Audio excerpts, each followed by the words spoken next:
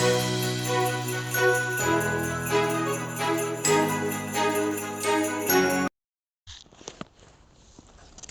મંગલિયાળા બેઠકની પેટા ચૂંટણીનો માહોલ જામ્યો.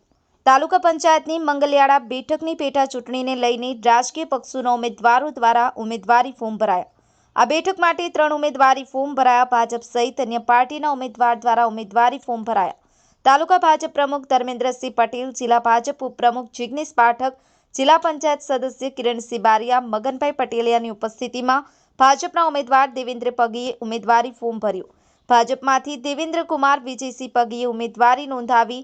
પેટા ચૂંટણીના અંતિમ દિવસે ભાજપ અને આપ પાર્ટીના ઉમેદવાર ફોર્મ ભરવામાં આવ્યા.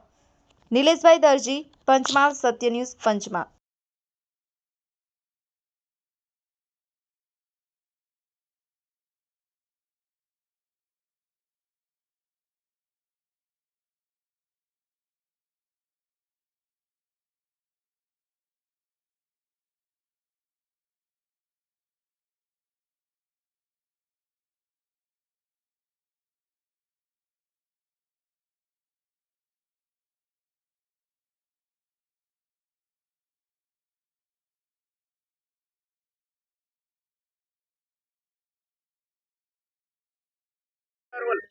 આજ રોજ શેરા મંગલિયાળાની તાલુકા પંચાયતની સીટનું બાય ઇલેક્શન અમારે આવ્યું છે અને ગુજરાત પ્રદેશ ભારતીય જનતા પાર્ટી ધારાસભ્ય મુરબ્બી શ્રી જેઠાભાઈ ભરવાડ સાહેબે એક નવયુવાનની પસંદગી કરી છે આજે, અને જંગી બહુમતીથી 6100નું મતદાન છે. જો 5500નું મતદાન થયું તો ભારતીય જનતા પાર્ટી 5400 વોટ પૂરેપૂરા લઈ જાય અને આ સીટ અમે અમારો જે કાયમી રેકોર્ડ છે એ સંપૂર્ણ જાળવી રાખવાના છે.